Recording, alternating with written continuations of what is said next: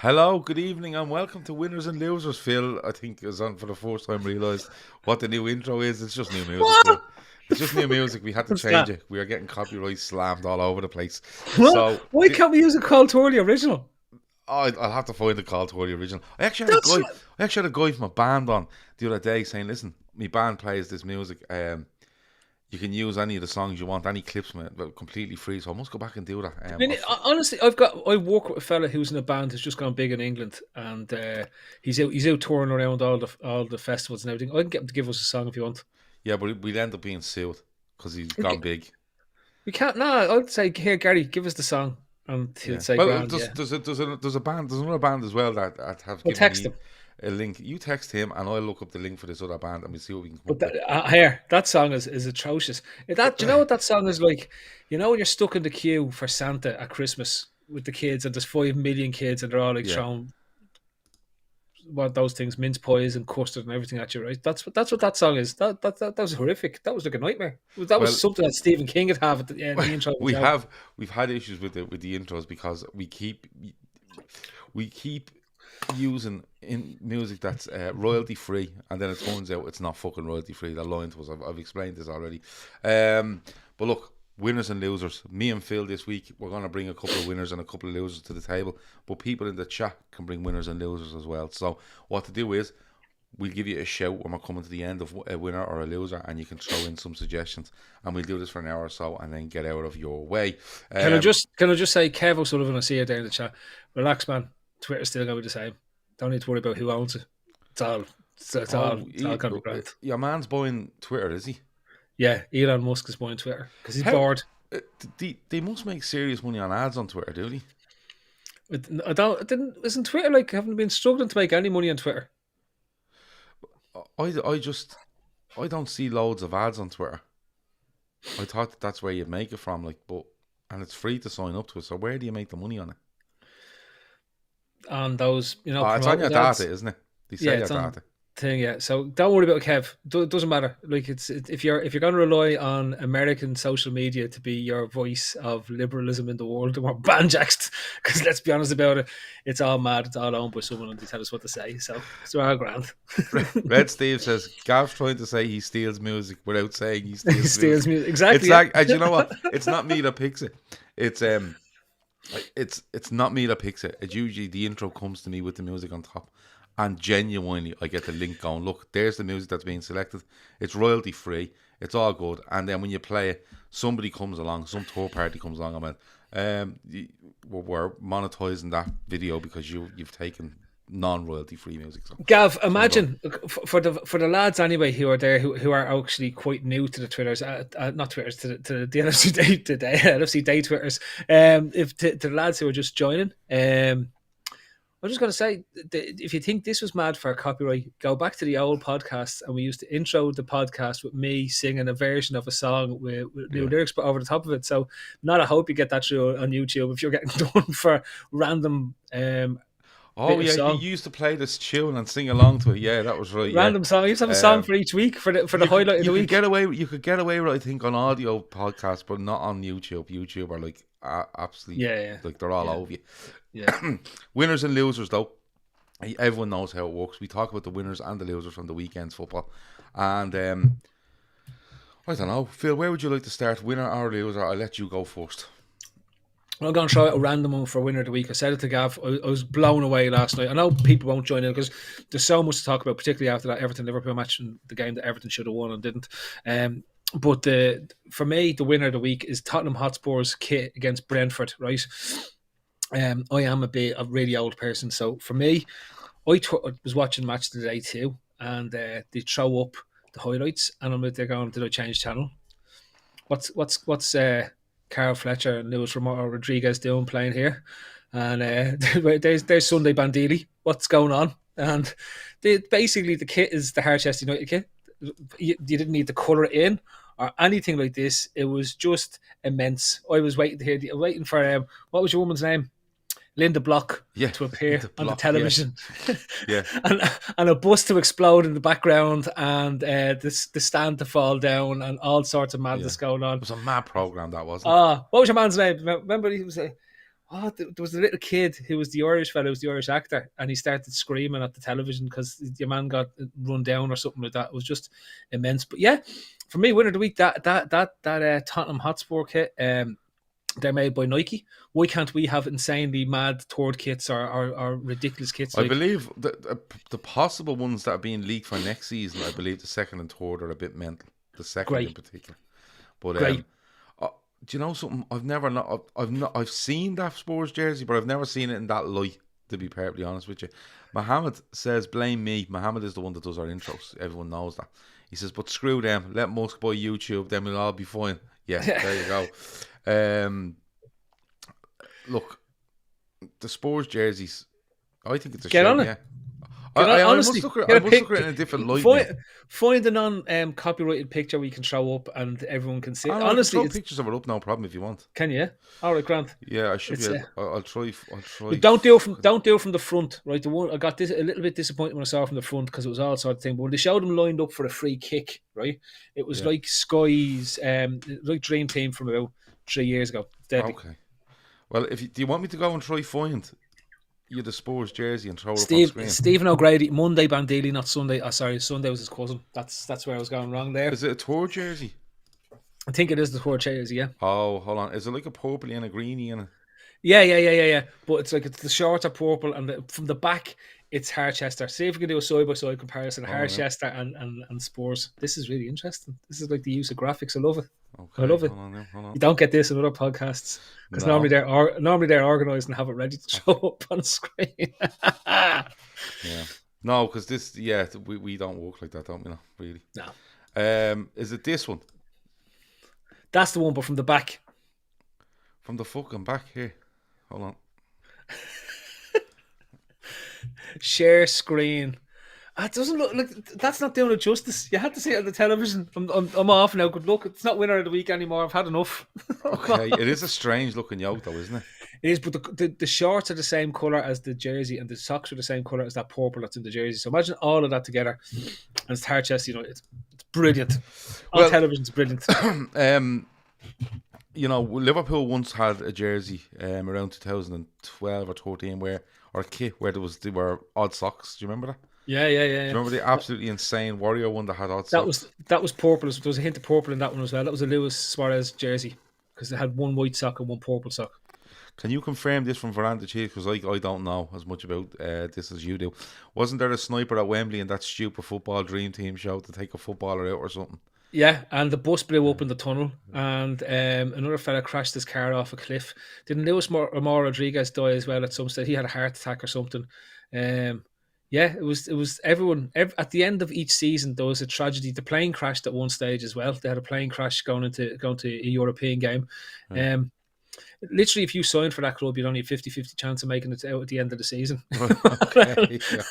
It was that bad. If honestly, if I was part of Harchester United, I would have not played the last game of the season and insisted on not travelling with the team. You know the way people like getting around Christmas try to get a few bookings so they don't have to play over the Christmas period. Yeah. Definitely lashing booking 8, 9 and 10 in, aren't you? I'm getting a red card. A red card. Second last game of the season. You're punching the referee second last game of the season without a doubt. Emma Kavanagh has a Harchester United jersey. This has gone out on a mad tangent already because we've mentioned the Spurs jersey, but listen, that's how it goes. Does Emma, can I just ask, do you wear that jersey like and never take it off all the time and just walk around, do all your pictures and everything? You can't be wearing that jersey. I'm not mentioning any names or anything like that, but all I'm saying is that this seems to be the thing. You get one jersey and you never take it off you for everything you do all the time, ever. That's all I'm saying. Well, I can't see Emma walking around in a Harchester jersey without like being fully serious and doing it. You couldn't be. But Okay, that's winner of the week. Can I throw a loser of the week in? The training ground explode. It probably did. The training. Listen, like I'm wondering, could we look up Harchester United? Do you know that's what we're doing? Hold on, Harchester United. While we're on this, I'll see if I can find it. Right, Harchester. What would you say? Would you say Harchester United Training ground explodes. Tragedies? Tragedy, yeah, because there'll be a long list of them. Tragedies. Okay, here are 10 utterly ridiculous storylines that made Sky One's dream team so great. Okay, so let me see if I can find this. Jesus, he's right. Stephen O'Grady is right. The sniper's bullet deflected off the FA Cup trophy and hit Linda Block. And wasn't that how Linda Block died? Oh, for the love of Jesus. Are you serious? Yeah, as they lifted the trophy, the bullet hits off the bottom of the trophy and things off. Hold on now, I'm just going to get things in position here and we can have a nice little read. Okay? Because we've gone here now, so we may as well stay here if that's all right with everybody. So let me see. I just need a minute to get this in place for you. Where's it gone here? Yeah. Here we go. Okay. Let me see. Okay. Well, do you want me to fill the airtime while you're doing this? No. I'm done here. Are you ready? Right. So, club captain shot by a sniper while lifting the FA Cup. Okay. There's Jerry Block himself, yeah. Let me see. Plane crashes after the UEFA Cup match kills several 14 players. Goalkeeper in gambling death holds entire team hostage before being killed by a SWAT team. Fuck me. 3 Jamie Everton Parker fans win the ownership of the club in a raffle. That's great. Let's come back to that one. 14 players killed in bush crash en route to UEFA Cup final. Why the fuck? Who were these travelling with? Manager murders star player by impaling him on a dressing room peg. Yeah. For the love of Jesus. Midfielder takes his own life by jumping off stadium during a match.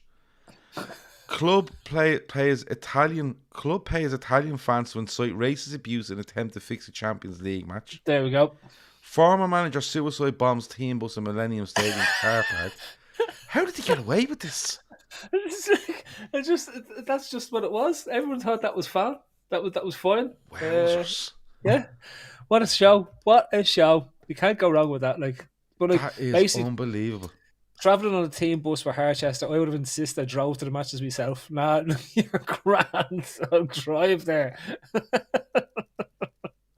Phenomenal. Jesus Christ. Remember the Fiorentina jersey that got banned because it was covered in swastikas? I do, and I brought this up on a pod before. We were discussing that. You can buy it now. It's a collector's item if you're in still one available? of those countries. Yeah, no. There's still some knocking around, but you can, they don't remake them. Although you probably can go onto some dodgy website and they'll make one up for you from China or something like that. So Thor reckons that. Okay, fair enough on the stories, but it's still more realistic than what's going on at Everton. I don't know how we've done that. 14 minutes on Linda Block and the mates. And listen, I'd say they shit themselves every time they qualify for the UEFA Cup. That's all I'm going to say. How are we travelling this week, lads? Inflatable car. Let me see. Can I throw a loser of the week out? Yeah, go on. Ralph Rangnick.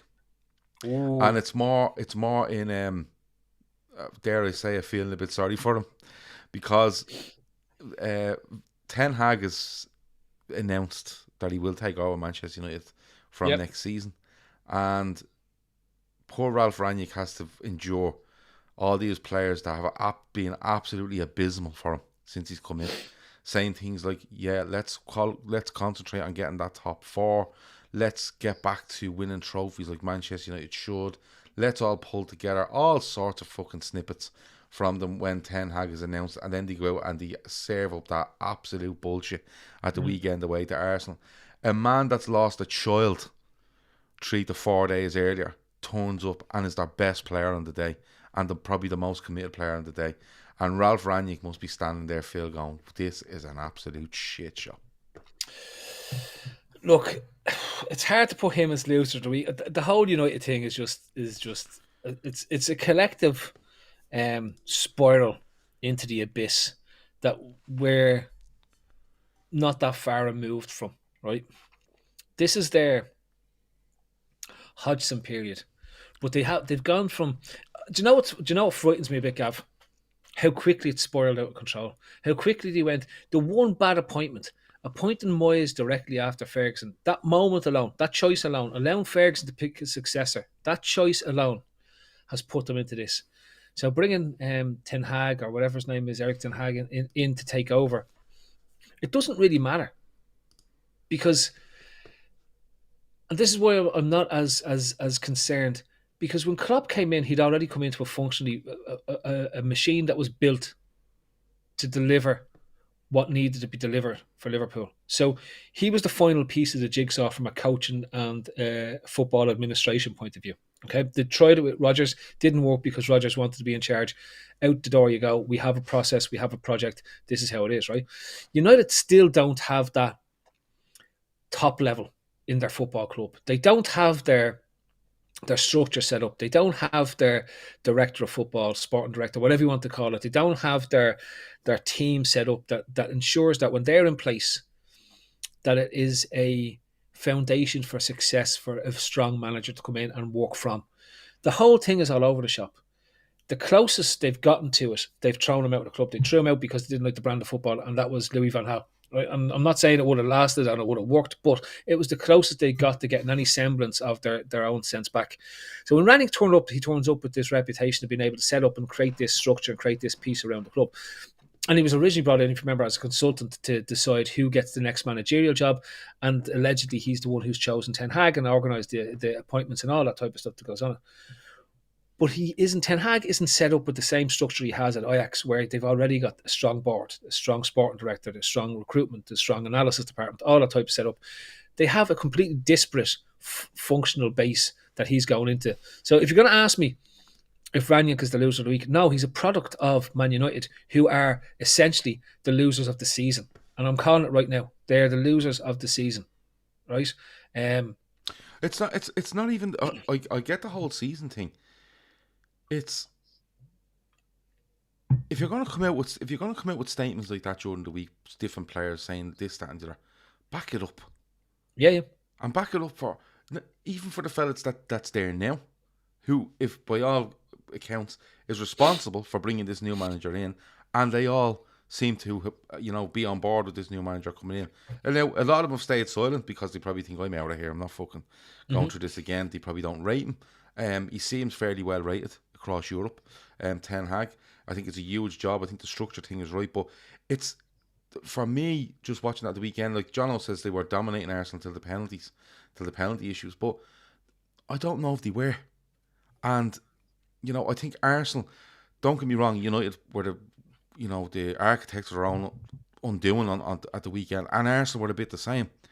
Giving away balls in stupid areas. Bruno Fernandes has one handed to him at the edge of the box, manages to put it wide, misses a penalty. I don't know why Ronaldo's not taking these penalties, by the way. And I'm just, and all I was sitting in the pub watching this, so I wasn't really arsed who was winning or not, because there's nothing to do with us. But I was literally sitting there going, here's these boys now fucking telling you during the week how great an appointment it is, and let's push on and let's do this, and then they just come out and you do that. So for me, Ralph Rangnick is the loser of the week because he's been absolutely screwed over with this squad of players. Well, come here. Do you know what really pisses me off about them in general? And like really, really fucking bugs me and grinds my gears when it comes down to it, right? Do you have your man Neville out apologising again for everything that's going on and just backing them for protests and stuff like this because the Glazers aren't investing in the club? Like, do me one. That they've right, whatever about them taking money out of the club, right? Sorry, but that team has not been short of investment. They've spent more money, I think, than even City has in terms of transfer fees over the last 10 years. So get the fucking boat. Like it's a big poxy bag of shite. And a more reasoned argument would be that they have.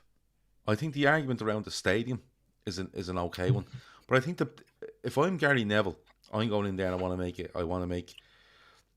Now they're probably not listening to him because who the fuck, they don't care. But if I'm Gary Neville and I want to make a reasonable argument that could gather some traction, it's not about the money that's being invested. It's about the time and the effort that is invested in the structure, like you spoke about. That's the biggest thing out of it all. Darren Fletcher's sitting on the fucking bench and no one knows why. You know what I mean? No one knows who's making these decisions. Woodward is on his way out. I think his best mate is coming in to take over from him. So if I wanted to make an argument against United and the Glazers, I'd be saying, look, you're just not doing the right things by the club. As in, if you want to make money out of this club, you're going the wrong way around it. Even though they're taking money out, if they actually put the right things in place, they will take more money out of it. Now, I'm not arguing that they take money out because they do. But you're right, they do spend a shitload of money. But it seems to be all the time that it's just, forget the fact we spent all this and forget the fact that we were tipping them for the title when they brought in Sancho and Varane and Ronaldo. It's not going right now. Steve Nichols says their fans are spoiled brats or kids. I think you're right. But all this fucking investment thing really annoys me, Phil. But there again, you bring this Ranić fella in, he's meant to be there for 6 months, he's going to be an advisor over 2 years. I think he'd be fucking mad to go near it. I'd say once that 6 months over, we go, listen, I don't want that job, good luck, I'm out of here. I'm heading back to fucking wherever I was, or Germany, or one of those. He might struggle to get back to the St. Petersburg. I don't think there's many flights going in from Manchester to Russia these days. I think there's something going on that might prevent them from flying straight back. But Jonathan, Rio's coming out with 6-point plans. If anyone's listening to Rio Ferdinand for advice, then you may as well close the whole thing down. His 6-point plan was hilarious. Yeah, you could only read 5 of it. It was literally something that, a 12-year-old would say. Get them to be in the right frame of mind. Then he was like, recruit better, but concentrate on youth. And you're like, which one is it, Rio? You know what Both. I mean? But absolute mental. Do you want to give me a loser of the week, or do you want to give me a winner? Loser of the week for me, look, I'm going to go, and we can probably talk in about a bit on yesterday's game, is the English media and their acceptance of shit, right? So, and their celebration of shit once it has an English tag on it, okay? And where I'm going with this is that they slaughtered Atletico Madrid for playing so negatively and so shithouse against Manchester City in the Champions League quarterfinals, right? They said it was disgusting to watch a team only have 20% possession and sit in and do fuck all or whatever it is, right? And yet yesterday's narrative after the game was Everton were unlucky there because they could have had a penalty. And Lampard had them set up well, and he's doing a great job there. Everton doing a great job at Everton. He's doing a great job at Everton, Gav. They've won the last time they won. COVID was only taking hold in the world, right? Like we're talking about this fella's a spoofer. They accepted what he said. Nobody challenged him. Nobody challenged him when he said that we deserved something out of this game and we were the better team. Not one reporter said, "Are you fucking tapped? You're a geek. You're utterly shite. You put 11 people behind the ball like Egypt in the 1990 World Cup.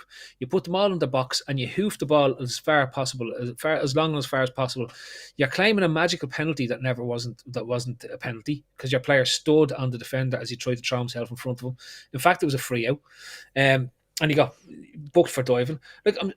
Honestly, stand up to these goons, but there isn't, because it's a collective thing. Well, Frank is English and Frank's great. The guys that are there, it's like, and isn't he a lovely bloke, and he deserves to do well. He's just having a bit of trouble at the moment because that terrible Rafa Benitez was in charge beforehand, and that's what it was. He's absolutely shite. He's appalling. He's a shit manager. He was a shit manager at Chelsea. He's a shit manager here, and he's a poxy manager at Derby. And at the end of the day, they had fucking 17% possession. That's embarrassing. 14% possession they had, I think. 14%. The last time I checked, it was 17. It was 14%. It's embarrassing, right? For a professional football team in England to have basically said, do not have any bollocks. We cannot play you. We are so bad, we cannot play you. And the best thing we can do now is maybe try kick you a couple of times and celebrate the fact that we kicked you a couple of times. It's fucking appalling.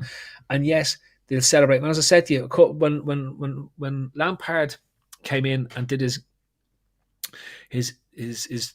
gawk factory in terms of what it was at the outset, I said he's the winner of the year because he's just sitting there waiting to get his payoff. And that's essentially what he's doing. He's lined his bank account brilliantly, because he is awful.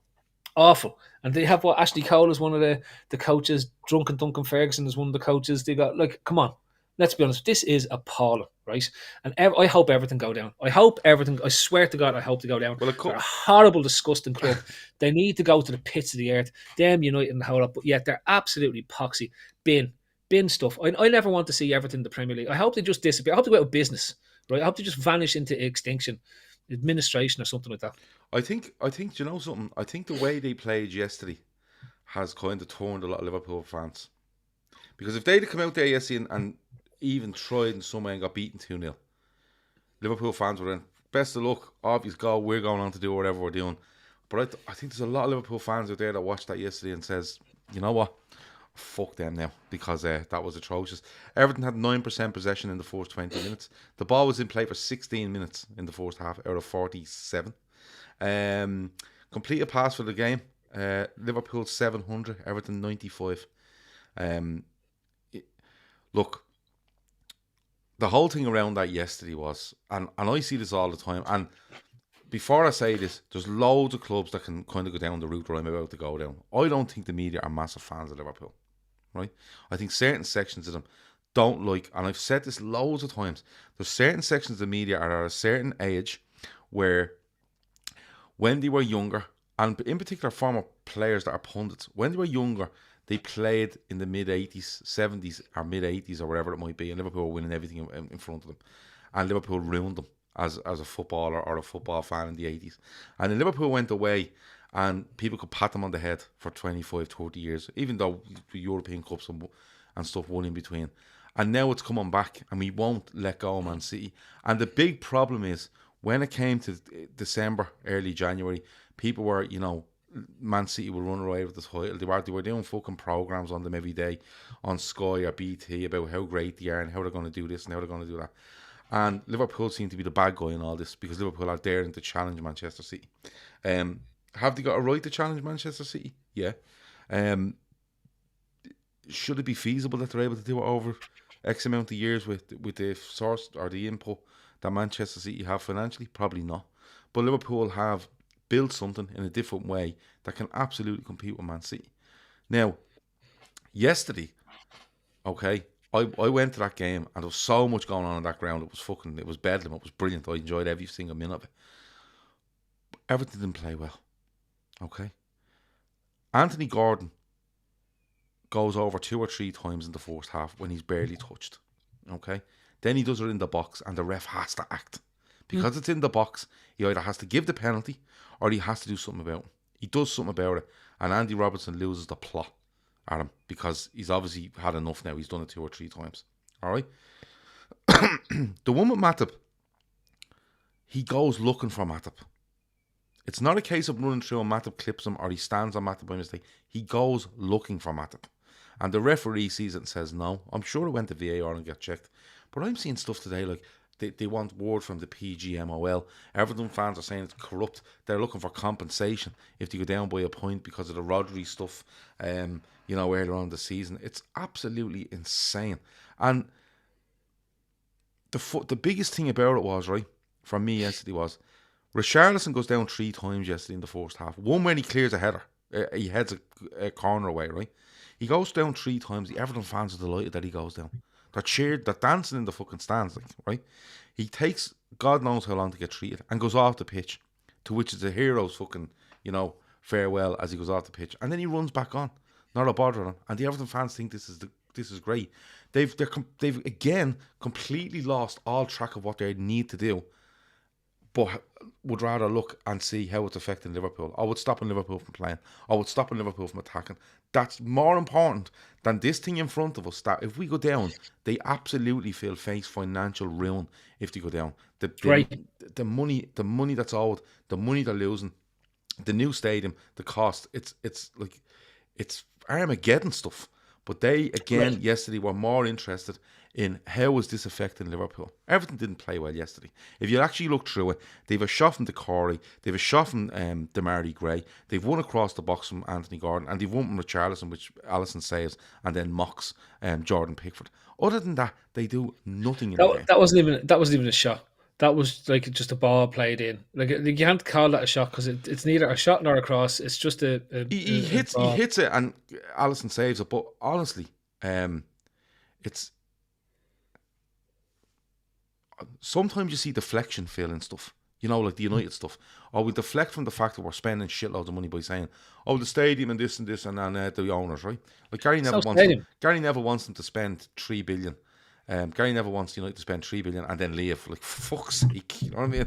If you like me, fucking just putting fucking 200 grand into me gaff and then walking away from it, going, I don't want her anymore. It's stupid, but losing sight of everything. Like Lampard said, "Oh, we didn't set out to play that way." Of course you did. Well, if you didn't, why are you the manager? Because they're just going out and doing their own thing. He says Salah gets that penalty at the other end.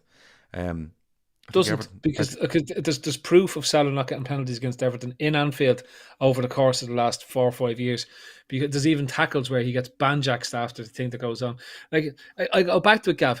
Nobody challenges it. Nobody challenges it. No, he doesn't. Nobody turns around to him and says to Frank, that's not actually like spot on. Yeah. Do you remember when Klopp was getting challenged on everything he brought up in post-match interviews last year? And that's when we were struggling to get into the top four and we're trying to chase what it was. And he was bringing up factual stuff that was like, we have no centre-backs. There's too many fixtures going on around this time. And they were actually interrogating him as to why he was saying this stuff. Not one person has interrogated Frank. How come, since you were brought in to galvanise this squad and bring them on to better things, results have gotten worse since you've taken over? There has been no uplift, and you're closer to relegation now than you've ever been before. And if you go down, there's a good chance the club is going to go out of business.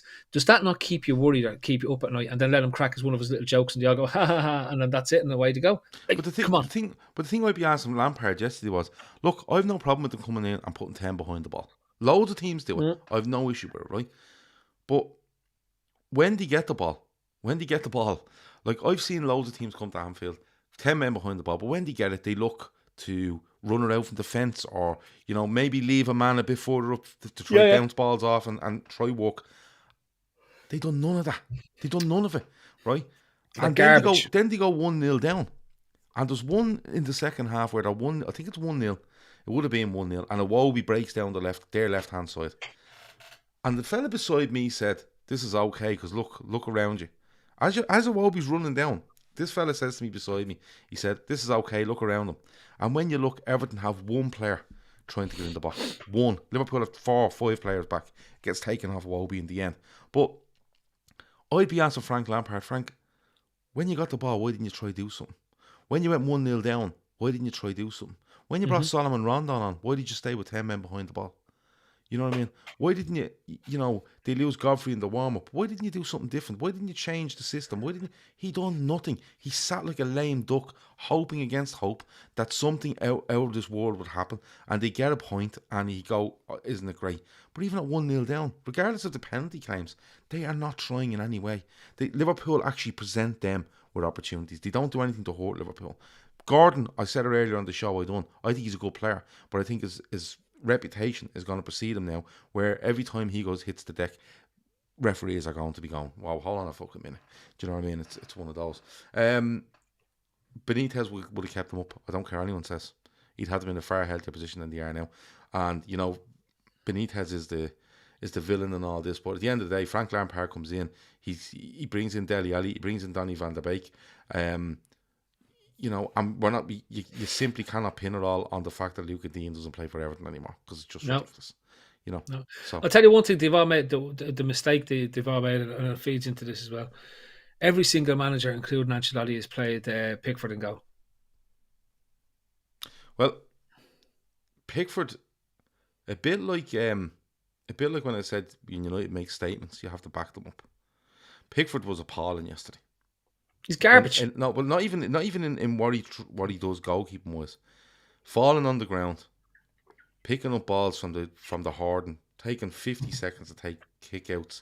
Like he was literally stood in the first half one stage with the ball. It must have been in his half for 25 seconds. Just stood in the box, and I was just saying to myself, just book him, and say, there you go, bang, booking. Don't do it again, and it would have stopped it. And the referee never did. Never once. At one stage, he blew a whistle and said, "Come on, play," but it wasn't. And you know what? I said to the guy beside me, he should just put up 5 minutes at the end of this half. And it'll tell them, continue on now, because it'll be subs in the second half. I'll play 10 minutes at the end of the next half. So here's what's going to happen with Pickford, right? So he's shit, right? He's still England's number one for the moment. What's going to happen is he's going to have a run of 2 or 3 bad games for England where he's dropping things in left, right, and centre like he does for Everton, right?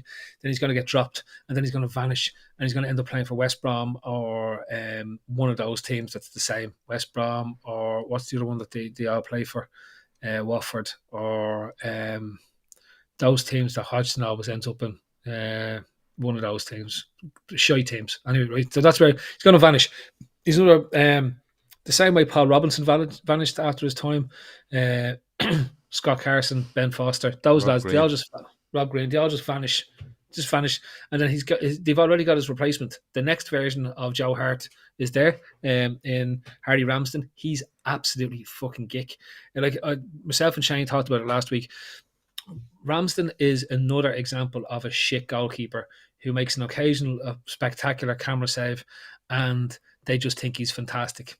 And again, it's the stupid English media, because they just haven't the breeze as to what's going on. They don't look beyond a fella diving across his goal and making a save. They don't look at what's happening. In reality, you take the king in our goal, right? And he doesn't spend his time diving across the goal making phenomenal saves. He spends his time being able to read the play so well that he generally is just standing and catching the ball. Like that's a phenomenal goalkeeper. That's the best goalkeepers in the world. Neuer does it. Schmeichel did it for years. Clemens did it when he was a Liverpool goalkeeper. Even Grobler, despite all of the madness of Grobler, right? If you watch back goal games, most of he's so solid behind the ball in terms of what he was doing. Like he literally just positions himself. The positioning of the top level goalkeepers means that they make less saves than most other goalkeepers do. Ramsden is terrible. He's absolutely terrible goalkeeper.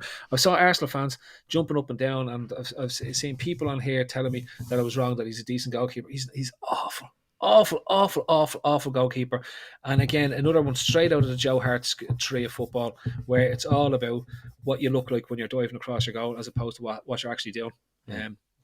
Brutal, and gets beaten at near post. All ends up so similar to Pickford. Just terrible goalkeepers, and it's just like as long as England persists and don't get a proper goalkeeping school, they're never going to reach the heights of a David Seaman. Because if England really want to see what a top goalkeeper, the last time they had a top goalkeeper, and I mean like a proper world-class goalkeeper, David Seaman was that player. Go back and watch him play now, and you put him into the Premier League right now.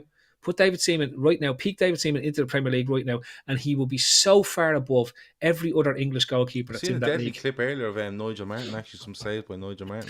Nigel Martin was a brilliant number 2 when it comes to the top-end English goalkeepers. But you know what Nigel Martin was? Nigel Martin was a top-end Neville Southall, right? So he was an incredible shot stopper. Yeah, but I'm talking about was unbelievable. The ultimate calmness and the ultimate... and this, I'll go back to this top-level goalkeeping thing. Seaman made the incredible saves, and he gets a bad rep because of that Ronaldinho one and the Naeem one from the halfway line, right? But his career is phenomenal. Go back and watch any of his games, and I used to wreck my head watching him play for Arsenal. He was, especially because we were dealing with the David Jameses and the Brad Friedels and all these lads that were floating around 1990s Liverpool goalkeeping, and you just look at it and you go, incredible stuff. And you watch it back and just go, that's what Alisson is like now, but again at another higher level again, because goalkeeping has gone on and on and on and on. But when you watch him play, that's what he was. 1996 is that Euro 96 when Seaman is at his peak playing for England. It's just phenomenal from a goalkeeper watching him play. It used to drive me mad how calm and collected he always looked when he played in the goal, and how big he was, and how came very close to signing for United. Thank God he didn't. When he was leaving QPR, came very, very close. And in the end, he went to Arsenal. Red Steve is now producing the show because he's reminded me about IP Vanish, so I'm going to give you all a shout about that. IP Vanish is a VPN service. So look after your data, look after your private details, passwords, communications, browsing histories, and all that stuff from getting into the wrong hands. You can use this on unlimited devices without sacrificing on speed. Fire sticks, loads of people use them. Computers, tablets, phones. So go online and use IP Vanish. Look, they're offering 70% off their yearly plan with us, with a 30-day money back guarantee.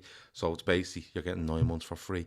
It's working out at $3.20 per month, which is really good because I know somewhere between 8 and 15 a month. Very easy to use. One tap of a button and you're instantly protected. Okay. Trustpilot, 4.6 out of 5. Keith was really impressed with that the other night, by the way. He was like, 4.6 out of 5, that's deadly. But listen, if you're looking to use a VPN, try IPVanish. If you go to www.ipvanish.com/daytrippers, you will get that offer at $3.20 a month with a 30-day money-back guarantee. I want to throw Arsenal up, Phil, as one of the winners of the weekend. You know, they beat United. Spurs failed to beat Brentford. United missed a penalty. Bruno Fernandes. I don't know what he's thinking. I actually watched that penalty and I'm thinking, I don't think he looks up quick enough. You know this stuttery thing where Jorginho does, and Jorginho misses one at the weekend as well. But you know the way he does that stutter and then kind of hops, and I'm kind of going, his head is down on the ground when he's doing this.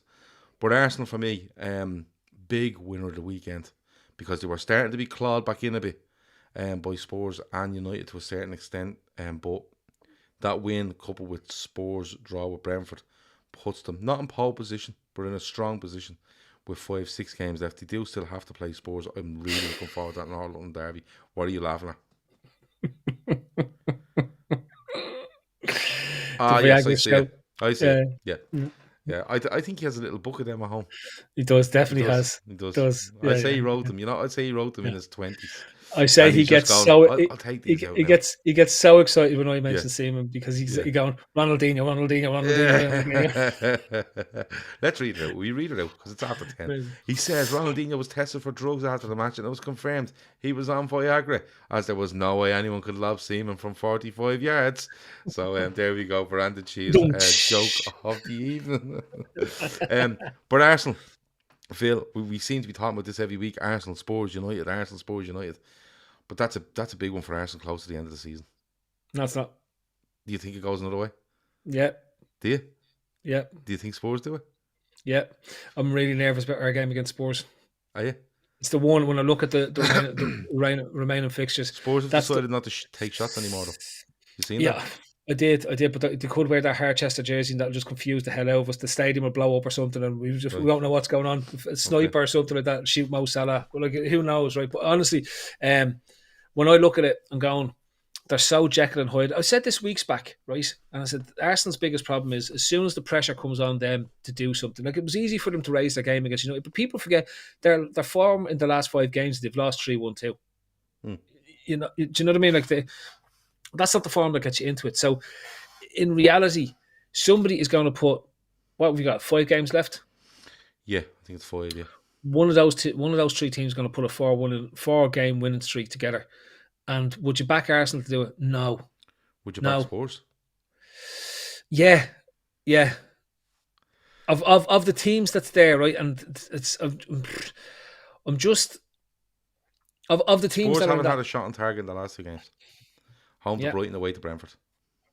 Yeah. Just saying. They're eventually going to get some shots and go. It's like you can't go the rest of the season with no shots and go, for fuck's sake. I'd rather have loads of shots and go against those 2 and then none against us. Yeah. Do you know what I mean? I think Spurs could exploit our high lines as on board. Kane and Son are good at linking. I completely get that because I think I've said it for all season. If you ask Spurs to take an initiative in a game, I think they struggle. I think if you push on Spurs and leave gaps, they'll hurt you. You've seen it against Villa. They were blown away by Villa in the first half. I don't know how Villa went well ahead. And then what happens? A couple of goals on the break, bang, and Spurs win the game 4-0. United only have 4 games left. They're gone, I think. Don't worry about them. Whoever wins the North London derby gets top 4 for Kevin Ball. Well, Spurs, I think it's a bit of a must-win for Spurs now. I think Spurs win it, right? And I honestly think they do. You can say what you want. Arteta, I said it before, right? And this is why I can't have. I know I've given Arsenal and winners of the week to week, and then I've watched them since. Arteta thinks he's Guardiola, but he suffers with double galaxy brain than over Guardiola, and ultimately that game is so big he's going to do something berserkly stupid, right? They've had 2 wins in a row and they're smelling themselves again. And generally, Gav, that's when Arsenal fall apart for 2 to 3 games. Once they start smelling themselves. I've seen a great one when they beat United, and it was a tweet. I think it might have been a tweet from the official club account, and it was like, you know, Arsenal 3, United 1, and it just had the tweet, Fortress, and someone went, Fortress, you're beaten last week by Brighton at home, use head cases. Arsenal have West Ham, Leeds, Spurs, Newcastle and Everton. That Newcastle game, Everyone seems to be feared in Newcastle, yeah. And I don't. For us, I'd imagine that we'll have more than enough to take. I could be wrong, right? But you look at the form table; they're second in the league in the form table to us. That's what they've done. Eddie Howe is managed. But they've definitely made them. They're definitely out of trouble now. Like there's no way out of trouble. Yeah. So that could be the trigger now. Where Gav, what's happening there is they're playing for next. Those players are playing for a contract with the club next season, knowing that they're going to go out and spend big, right? And they're only going to keep about 4 or 5 of those players that are at that club. They're going to go and spend as many billions as they possibly can on getting as many players in. It's the same way City did it back in 2008. Of course, because in 2025, the new rules come in. So they've basically told all these clubs, you've 3 years to fill your boots. To fill your absolute boots. And I was hoping that Elon Musk would buy Liverpool as part of the Twitter buyout today as well. And he could lash a couple of billion at us. As I said to you, it's either Elon Musk or the mafia for me. That's what I was. I'm still on the mafia tip, and we could just spend as many billions as possible. But yeah, look, I'm just listen, you know, it's such high stakes, this title run in between ourselves and City, that a draw kills you. You know what I mean? Like this is what we're talking about, and it's such fine margins, and football is such fine margins, and even games can't. Even if you're the better side in these situations, you don't always get the result. You can have a dodgy thing happen or something like that, just a bad day where nothing goes in the back of the net and somebody flies in off the arse of one of your defenders by pure accident, right? And that's it. It's all over. So that's the only nervousness. If you put it on paper, I'd imagine we'll win everything, but at the same time, that Spurs and Chelsea game look tough on paper. We've got not the Chelsea game is the FA Cup final. What am I talking about? But the Spurs game is probably the one I'm most nervous of in terms of the games that run in. Newcastle has the potential. We've 5 left. We have Villa, Southampton, and Newcastle away, and we have Spurs and Wolves at home. Yeah, and you know Klopp is not happy about having to play Newcastle early this Saturday. He's right. He tried to get it moved. It was denied. But he makes an interesting point after the game yesterday when he says, we just have to win games. Even when we're not at our best, or our freshest, we still have to go and win games. And I think that'll be drilled into the players from Thursday morning till Saturday morning when they go and play Newcastle. The thing about Newcastle is they've had some fixtures over the last couple of weeks which would you say was coined. I think Leicester off the back of the European game, Norwich. Leicester shite as well. Let's be honest. Leicester are winding down now.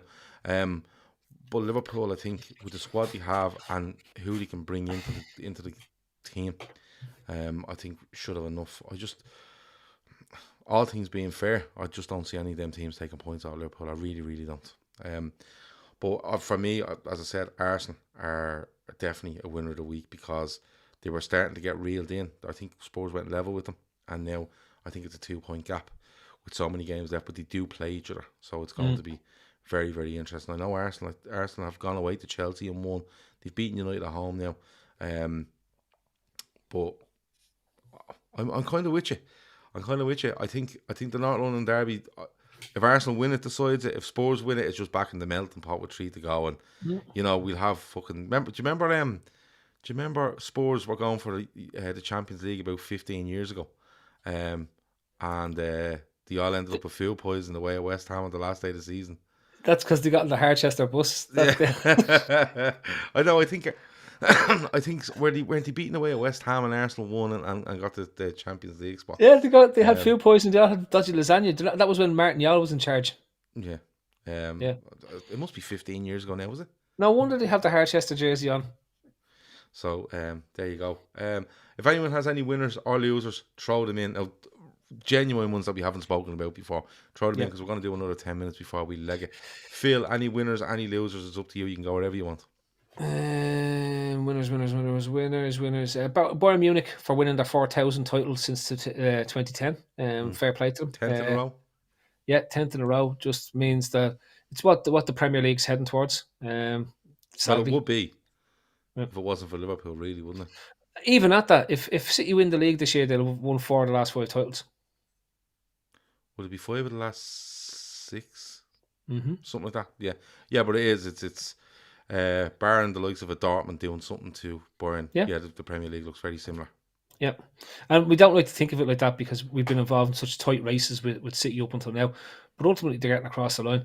It just happens that eventually, if the same team keeps winning over and over again, those close races are few and far between, and it's only ever on an odd occasion when somebody that isn't one of those teams win it. But like the same happened with Juventus in Italy. This year, it's a change in Last Italy year where changed, yeah. And yeah, two but Milan before clubs. but before that was a 14 in a row. Juventus had won since They've won a bleeding mad amount of leagues in a row.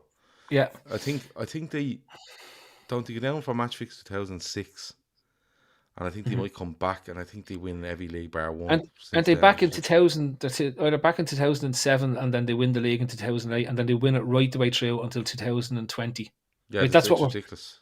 Like Anthony O'Child says, loser of the week, Scholes for his comments on Arteta and Lingard. If anyone can get me the comments, let me know, because I haven't seen them. Have you seen them?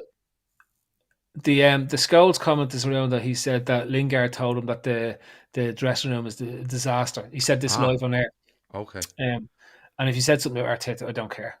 I honestly don't care. Arteta is, as I said to you, galaxy brain weirdo. So it's like, so Scholes is literally fucking hanging Lingard out to dry while trying to score a few points with the Manchester United supporters. Yeah, he's an idiot.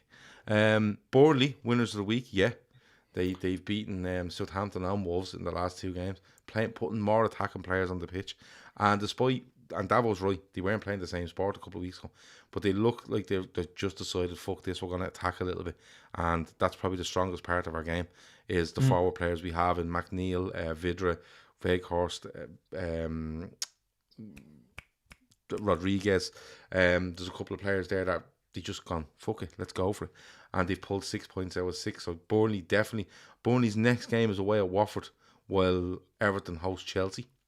So that's interesting, and I think Everton's game in hand is then Leicester. I think away. They've only played them at home a couple of weeks ago, or in the last week. Venlo lost 6-1 today. If football in the world of sport, good man, Red Steve, you remember the correct name of the podcast. We have to drop them. Man on Football Show, listen, it's just this season with Liverpool is just so fucking busy. We've matches every 3 days, we've about 12, 14 shows a week. But don't worry, it's not gone away. It will come back. And we're going to try definitely do a gubber over the summer with that. Can we just call it football in the world though? Let's be honest. Let's drop this man on stuff. Come on. Everyone loves football in the world. It's the best name ever for a podcast. I'll tell you what, right? We'll do like a flash poll on a show one night. Yeah. All right? Yeah. Okay. And whoever comes out on top, we'll see. But I have to ask Shawnee and Keith. Shawnee and Keith won this with me. Like, I can't just turn around and go, lads, it's football in the world now. Yeah, it's all right. I'll just log in as all my personalities and just vote. Okay. I'll tell you what, if you want to, I'll talk to Keith and Shawnee, because I have a pain in my face saying Man on Football Show when everyone just keeps calling the football in the world, to be honest with you. And maybe we could do a new intro. And no, we can't change the intro. The intro is the fucking best thing ever. That's the thing I miss most. But no, we're going to try to do some stuff during the summer on that. We've loads of things we want to talk about. It's just actually getting the time and the space to go and do it. But listen, Burnley, who goes down for you, Phil? Because we keep asking this as well every week, but it keeps fucking changing. Watford. Norwich. Well, Norwich are gone, aren't they? Yeah, more or less, yeah. Okay. Norwich, Watford, Everton. Everton for you go down? Yeah, it'd be great.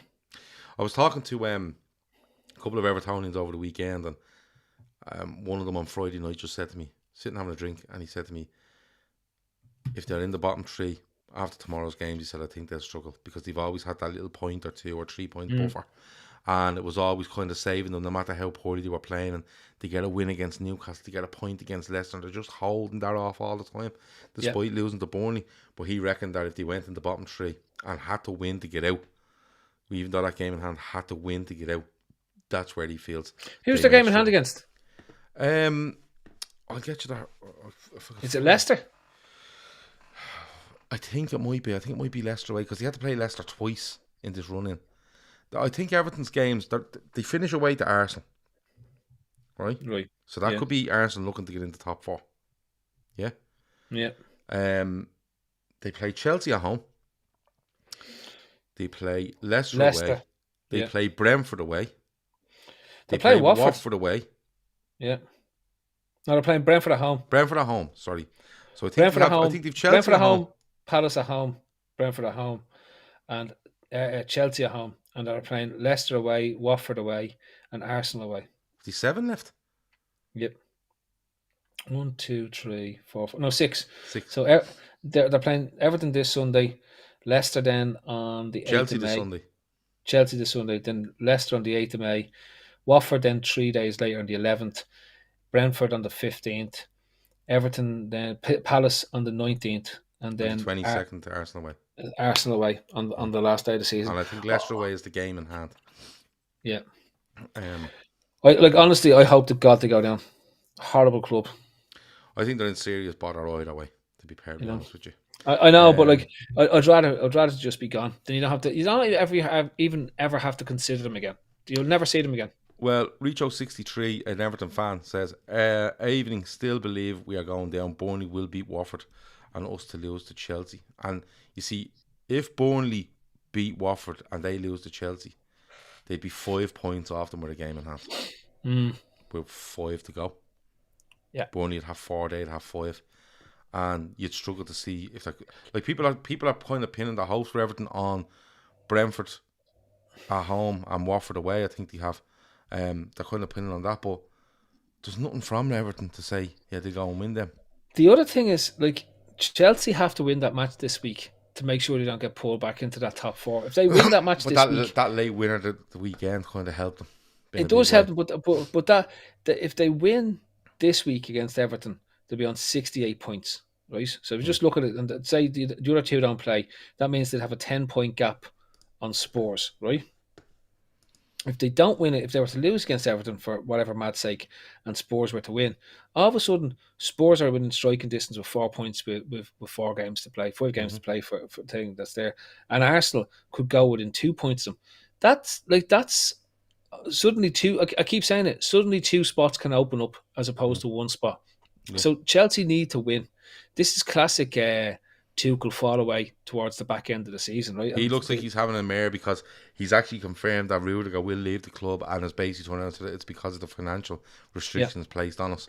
That really doesn't wash with me, because if they wanted to agree with deal with Rudiger, they could have done it and said nothing and then said, look, just let it run and go as a free agent if you want, and we re-sign you on these terms.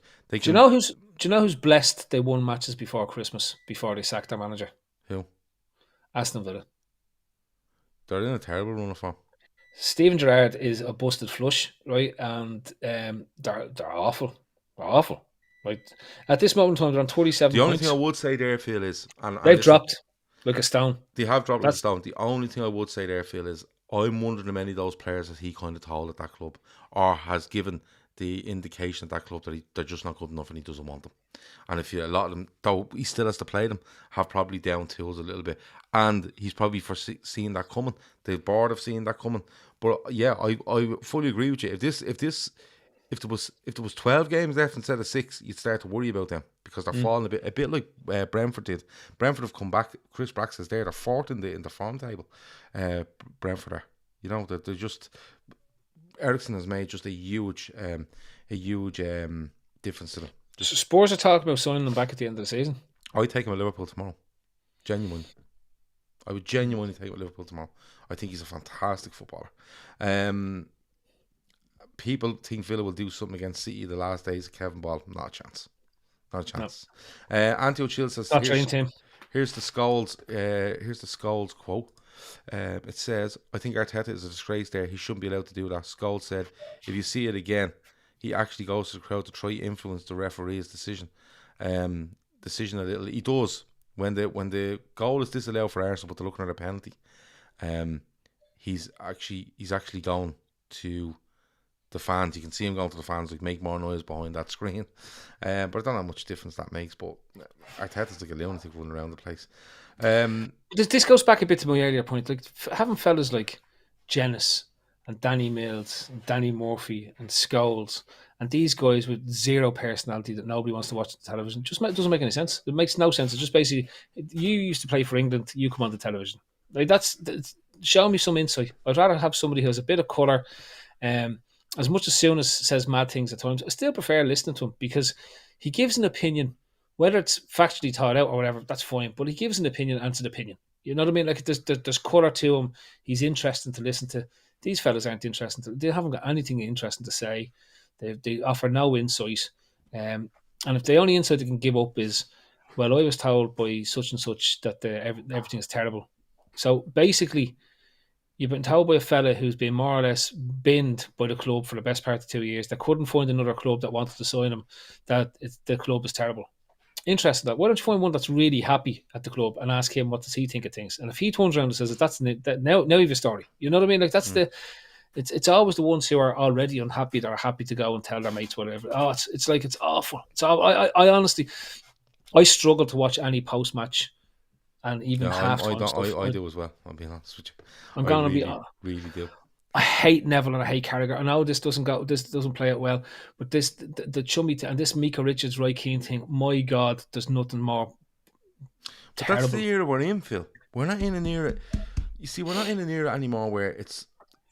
I'd happily watch Gerrard or Carragher and Neville if they come on at 7:00 on a Monday night, right? And brought up all the screens and the graphs and the fucking moving circles and moving lines and all. I'd happily sit there and watch and go, yeah, that's good insight. But now it's not. You know, they do this and you can see them saying stuff on the TV and then they're going onto their social media to debate each other on social media because you know people will get involved with it. It's not punditry anymore. It's just not punditry anymore. And I don't, without blowing smoke up anyone's arse, I genuinely think that there's people I've talked to on this podcast would sit down and give you more of a breakdown of a game than some of these that are on the TV. I genuinely believe that, you know. But it's just the area you're in now, Phil. It's not about punching anymore. It's about how many people will react to this, how many people will click on it, and when they click on it, how many ads can we have on the screen when they do it. That's basically what it is. Who shouts the most? Who makes the most noise? Who's the most ridiculous? And that's who people watch. But that's the era we're in. That's the generation we are among now. You know, the sort of way. But what can you do? Any more winners and losers before we go? I had one there a second ago. Can't think of it now. Klopp's substitutions are winners. Andy Robertson getting a goal in the derby, that always like solidifies you as a hero. Especially goal it wasn't a great finish. Like if he's up against a decent keeper, they probably save it. You know what I mean? It's a good header downwards though. It's head down and it's back to where it came from. Yeah, but your man is so bad. He's no sense of any reflexes at all. He's just a muppet, and it's great because the more muppet, stupid goals that go in against him, the better, because it just shows him off what he was. I remember getting slaughtered online for saying that this fella was garbage when Everton signed him, and I was slaughtered. And look how it all played out. I was right.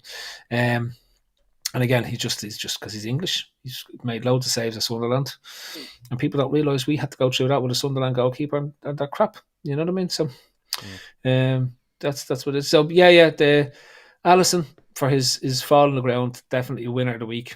Absolutely phenomenal stuff. And done so stylishly as well. Antio Chill agrees. He's just typed that as you were saying it. Yeah, big Divock. Big Divock for his goal. Yeah. I said it in the 2:00 show. He was excellent when he came on. And the thing is, like, when you, and without sounding fucking like a prick here, but you know when you watch him on telly and you go, where the fuck is he gone? When I was watching him from behind the goal yesterday, he was making loads of movement. He was getting in front of defenders. He was just pinning them, getting the ball in, you know, knocking balls off around the corner. He puts a couple down the side for Salah. You know, he's involved in the first goal. He scores the second one. But the gas thing was, right, when they make this double substitution, they bring him and Diaz on at the same time, I think. And I swear to God, right, the whole ground, everyone around me was like, this cunt's scoring. There's no doubt about it. The Origi's coming on and he's scoring here. It was just like, right, we've decided Origi's got to be the one to score, bring him on. It was absolutely mental. And he was just, he was outstanding when he came on from start to finish. He makes one mistake where he wins the ball at the edge of the Liverpool box and tries to dribble it out when he should just get rid of it. But other than that, I thought he was absolutely excellent. The work rate, his touch, his physicality, his finish, his headed finish is great. his layoff to Mo was great, and you have to give him a shout because I can never understand why Everton didn't try to sign him. He's the type of fella that would have scored 15 to 17 goals a season for Everton, and they would have loved him, right? I And he think would he'll have score. I think he'll score 15, 17 goals for anyone. Yeah. No, honestly, I think if you put him in, there was a couple of seasons where we had to use him as the main striker, and he came up with 15 to 17 goals. Right. The problem was he went for long stretches, inconsistent. You know that way. I think when he goes to Italy, I think they're going to like if Lukaku was able to do what he did at Inter Milan, I think Divock is going to be like this. They're going to be like, how has he not been playing as a number one striker in Europe? And there'll be all like interviews with him on But Sky Klopp never Sport. stopped saying it. Yeah. You know, he never stopped saying it. He says he's world class. He's probably the best finisher at the club, but I just can't get him in the team. It's just, I think it's just the way he is. He's tall, he's strong. He's kind of a shot off the shoulder sort of striker at times. Just doesn't kind of suit what we're doing unless it's in a certain situation. But like people have been saying all week, is there one more big moment in Divock Origi before he goes? And I don't even know if that's the big one. I really don't. Like, No. I could see him turning up and doing something mad. Well, is it just suddenly he just reappears and scores against Everton as we get into this run towards the end of the season, and it's just, but it's like a the Champions League time. final. He comes on and he's absolutely atrocious, and then just left peg, no problem, bang, yeah, it's over. Forget about it. Ward Prowse for scoring another free kicks his own book. Yeah, he's banging in free kicks. If you haven't been in your fancy team, Ward Prowse is absolutely flying. Is that about it? I think that's about it. Yeah. I've got the NFL draft to focus on this week, so that's what I've been doing all my research. So okay, good stuff. Yeah. Well, Féileacáin, as you can see on screen, is our charity partner, and we're trying to get to €10,000, which will make a huge difference to a charity that helps parents that lose children during pregnancy or just soon after birth. It's an amazing charity. The link is in the description so you can read all about the charity, and the link is also there that you can donate. If you want to donate, brilliant. Every little bit helps. If you can't, please share it amongst all your friends, family, colleagues, wherever it might be. Listen, Kev O'Sullivan has to get a Arturo Vidal Mohican if Liverpool win the quadruple, right? So why don't you all just start donating towards Kev's haircut, right? Into the Féileacáin, and we go from there. We're going to try push this as much as we can now through May and into June before our golf day. We've a raffle coming up on that day, but I'm actually thinking of trying to get a couple of prizes before then, where people can throw a few quid in and get entry into a raffle, and we put all that. Try to do an early raffle, something along them lines. So, hit the like button, subscribe, share, go in to the show description. You'll find Féileacáin in there. You'll find everything you want about it. You'll find your offer about IP Vanish as well. And as you can see there, and it pops up on screen as we're talking, our Telegram chat app is really, really good. There's probably nearly 100 people in there at the minute. It does say on screen, link in description. That's a lie. I'm sorry about that. But if you are subscribed to the LFC Daytrippers, you can hit the community tab. You go from the community tab down to the post, and it's self-explanatory from there. You can do it for free. You can do it for $2.99 a month. You get the exact same stuff for both offers. It's just the $2.99 also goes to charity. Anything else, Phil, before we go? Red Steve said, "Is any mad sports?" Sadly, not Red Steve. Well, when I say not, there is sort of, because I've been watching the USFL, which is the Spring American Football League, on Fox Sports 1. Fantastic stuff. Last night, well, it wasn't last night. It was like Saturday night. The New Orleans Breakers beat the Tampa Bay Bandits 34-3, and that was unexpected, but it was a fantastic game. And what else are we doing? Yes, I haven't been able to do much over the weekend, Gav, because it was my birthday, so I was mainly drinking. Cheers, buddy. Cheers. Yeah, nobody else said it to me, so. Oh, there, I have said it to you. I didn't even know it was your birthday. I know, yeah, but you're in Liverpool. You've got a green card like for that. Oh, yeah. Pete sent me a text like 2 days late. It was like, "Happy birthday." I said, "A bit late for that now. I'm already well past at this stage." Like, you know what I mean? So, that was about it. So, no mad sports. I was actually up running around the mountains and then drinking up around the mountains. That made me happy. Are you running around with like a hip flask, or are you going running and then going home and get changed and going to a pub, or what? And go back up to where I just ran from. Yeah. That's exactly. In fact, I walked home from the blue light on Friday.